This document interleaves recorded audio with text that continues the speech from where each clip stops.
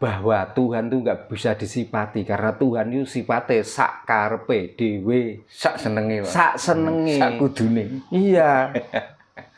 Makanya bukan tawon saja yang dimanfaatkan di dunia ini, bahkan ular pun dihidupkan. Nggih.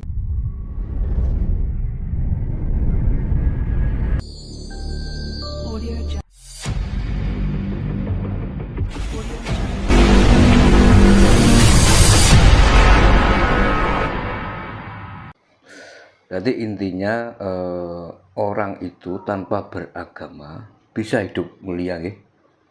Tanpa harus beragama. Nah, apakah kita itu melek memang picik hati kita kira-kira? Selama ini negara-negara luar yang diklaim orang kafir, orang yang tidak beragama, nyatanya semuanya mulia. Nggih. Seperti Cina, itu kan diklaim orang komunis, tapi nyatanya kok makmur, menguasai dunia, otaknya kok melebihi kita yang dianggap orang beragama. Coba kita masih ribut dengan keturunan, kita masih ribut dengan isi kitab. Orang Cina itu sudah ribut untuk bagaimana menciptakan dunia ini supaya bisa masuk di dalam ini dan bisa dipahami semua orang. Dan itu berhasil, itu bisa. Coba. Apakah ini tidak bertuhan? Sama, karena kita itu wakil Tuhan, maka kita tuh membuat bagaimana kita diwakilkan oleh Tuhan hidup di dunia itu supaya menjadi rahmat, supaya mendapatkan manfaat.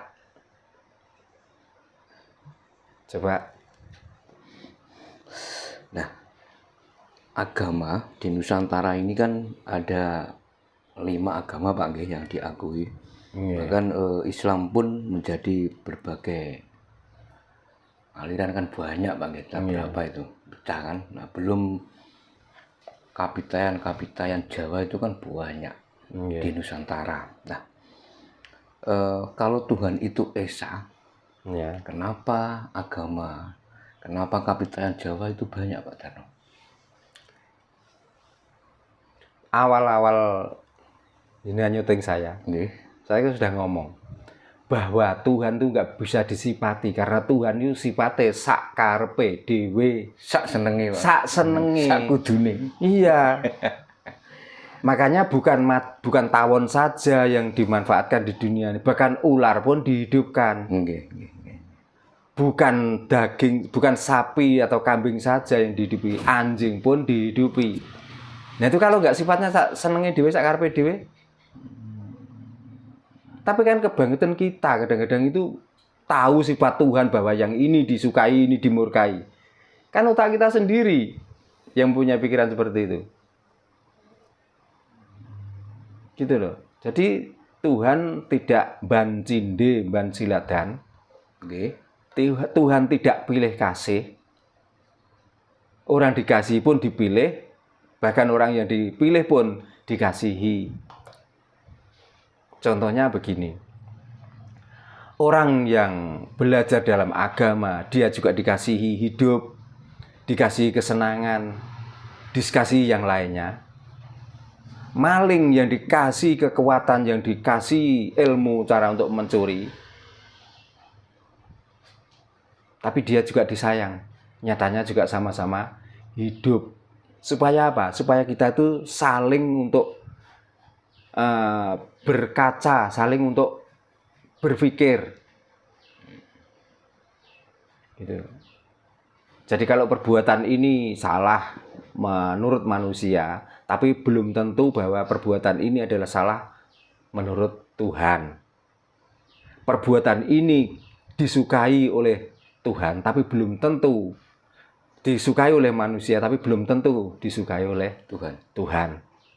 Itulah yang saya maksud, Tuhan itu sak karepe dhewe. Sekuat apapun kita tidak bisa basa Jawane menggak atau menolak keinginan Tuhan. Karena kalau Tuhan sudah menghendaki, tidak pandang bulu. Bahkan yang tidak berbulu pun, kalau ingin dihancurkan, dihancurkan. Tidak berbulu pun, kalau ingin dilindungi, dilindungi. Itulah sifat Tuhan. Supaya kita itu selalu berpikir. Gitu. Makanya sampai dilihat nggak ada apa-apa dalam tubuh, tapi begitu dicubit kita ada rasa. Supaya kita itu bisa merasakan pada diri kita sendiri. Seandainya orang yang tidak sejalan dengan saya, terus saya bully, saya kata-katain, itu seumpama saya gimana perasaan saya? Supaya bisa berpikir.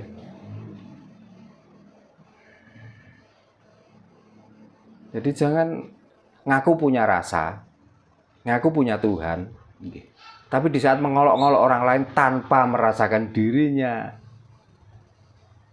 tanpa dia bisa mengembalikan seandainya saya. Di saat bicara seperti itu, walaupun yang saya sampaikan itu kebenaran, terus saya diolok-olok, bagaimana rasanya? Gitu loh. Apakah kebenaran itu hanya bisa diucapkan, tapi kebenaran kan mestinya perilaku. Harus dibuktikan. Harus dibuktikan. Kalau yang dibicarakan membicarakan tentang kebenaran, tapi perilakunya di perilaku yang salah. Kan itu namanya orang sudah tahu sarak tapi wani nerak karena kehilangan rasa. Maka percayalah bahwa Tuhan itu sifatnya sakarepe dhewe supaya kita tuh berpikir dan bisa merasakan. Menurut pemahaman orang Jawa bahwa Tuhan itu kan nyata ya Pak, bukan intinya kalau Tuhan itu nyata, manusia bisa mendikte Tuhan. Mendikte. Nah kenapa nggak bisa? Kan dari awal-awal sudah sering saya sampaikan toh. Mendikte tadi ya. Mendikte itu artinya ngetes sampai di mana Tuhan itu. Betul. Esanya. Waktu dulu belum ada PDAM, waktu sungai kekeringan, waktu sumber itu sulit, apa yang dilakukan orang-orang waktu itu? Tanah yang melata digali untuk mencari sumber. Kalaupun nggak mendapatkan, dia akan beralih ke tanah yang lain, digali lagi. Apa yang diinginkan? Supaya dia mendapatkan air sumber. Nah, dari mana air sumber itu? Bukannya dari Tuhan? Nah, untuk apa? Ya untuk mencukupi kebutuhan, ya minum, mandi, dan lain sebagainya. Apakah menggali sumur itu bukan cara mendikte Tuhan? Kenapa kalau kepengen punya jagung banyak kok enggak yang ada saja langsung dimakan? Kok harus ditanam dulu, harus dipupuk? Supaya apa? Supaya bisa menghasilkan yang lebih banyak biji. Apakah bukan itu cara mendikte Tuhan? Kalaupun kita sudah percaya Tuhan, kenapa enggak ditanam terus ditinggal, enggak usah dipupuk, enggak usah dicangkul? Nah, mencangkul, mempupuk itulah cara mendikte Tuhan.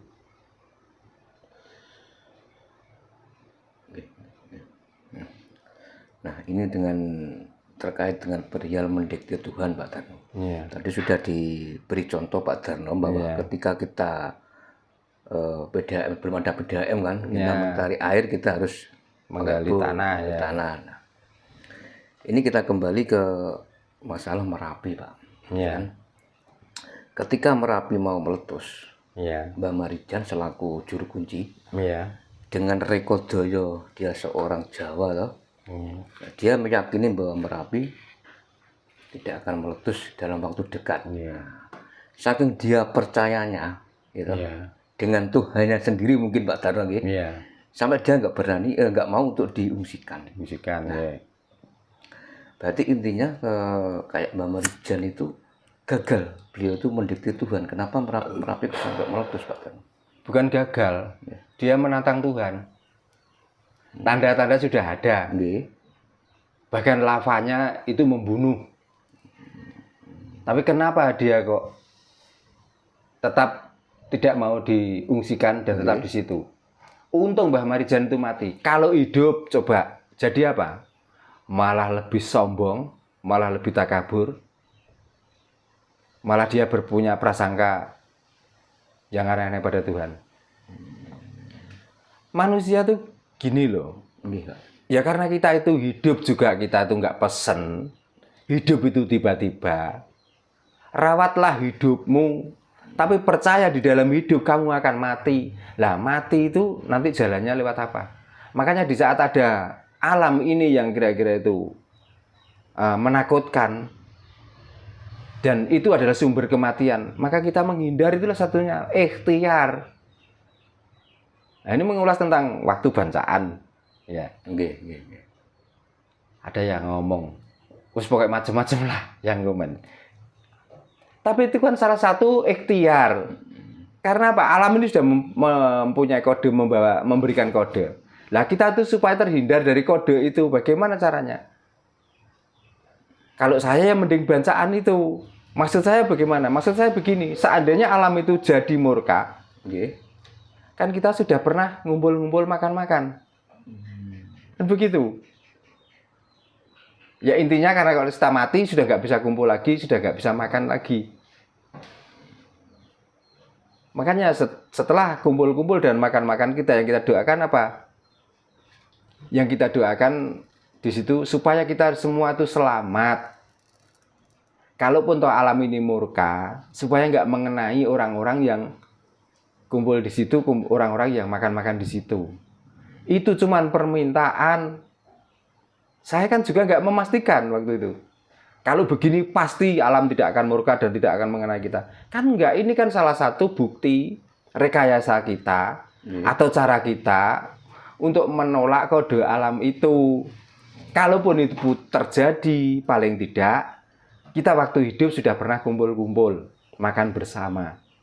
Yang kita inginkan dan kita syariatkan di situ adalah keindahan. Dengan indah itulah kadang-kadang kita itu terhindar dari malapetaka. Tapi kalau memastikan, saya juga nggak pernah berani kok. Gitu. Nah, apa yang saya ramalkan itu terjadi, monggo. Kalau enggak kan berarti Tuhan juga, wah ini orang yang senang kumpul-kumpul dan membicarakan tentang kebaikan alam. Kan saya tidak membicarakan tentang kemurkaan alam terus. Yang saya harapkan kebaikan alam ini loh. Nah, apa salah kira-kira kalau saya membicarakan tentang kebaikan alam, mau nyatanya dihidupi sampai sekarang itu loh. Nggih, Pak. Coba bayangkan, dari tahun 67 saya lahir sampai sekarang, nyatanya saya masih diberikan hidup. Nah, apakah salah saya itu bersyukur pada alam? Kalaupun saya mati nanti, saya berharap supaya dimasukkan di dalam alam yang tidak, alam bencana itu, dan alam yang bahasa Jawa ini suker. Itu. Nah, kalau orang lain menganggap salah dan orang lain menganggap itu sesat, ya silakan. Perasaan saya seperti itu. Masa saya harus mengikuti orang yang menyalahkan itu?